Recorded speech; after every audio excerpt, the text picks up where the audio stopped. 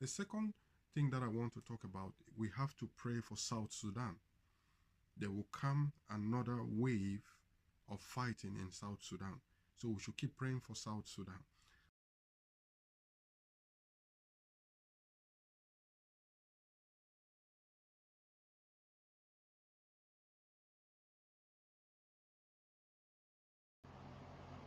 Hello and welcome.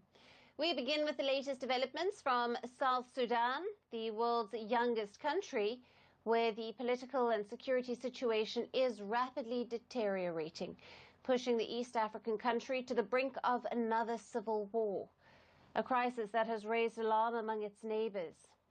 Now, amid growing fears over the impact of rising tensions, Uganda has deployed special forces to South Sudan's capital of Juba.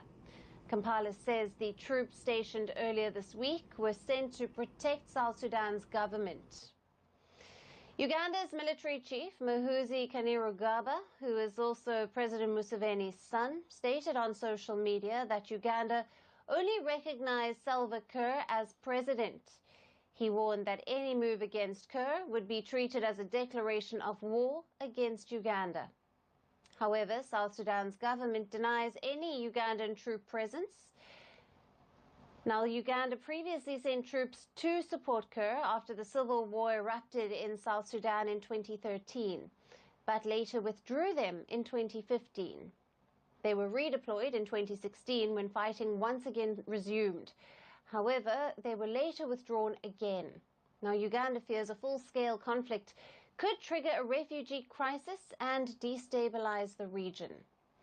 Tensions have soared in South Sudan in recent days after Salva Kiir's government detained 2 ministers and senior military officials linked to First Vice President Riek Machar, threatening the fragile 2018 peace deal.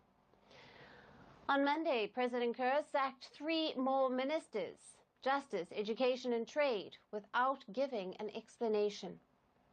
Last week, South Sudanese forces detained the Petroleum and Peacebuilding ministers. The latter was released subsequently.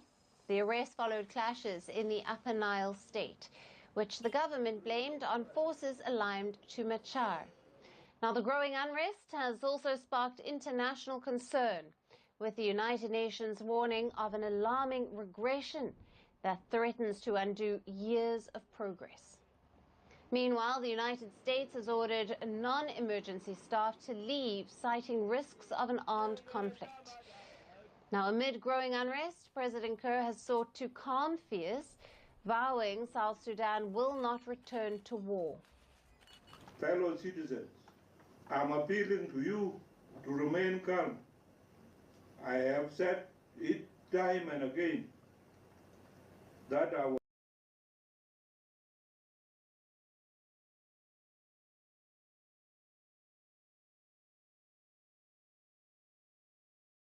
UNMI says it was contacted by both sides to the violence to evacuate the government soldiers who had survived fighting in Nasir. It says it further had assurances from both sides in the conflict that it was safe to evacuate the government troops in the area. However, when the 2 UN helicopters landed in the area, the White Army attacked. It says both UN helicopters did not make it back to its base. One was destroyed by the White Army. One helicopter that managed to take off ended up crashing, killing all those on board. South Sudan's government says all the troops that were to be evacuated were killed, together with the United Nations official.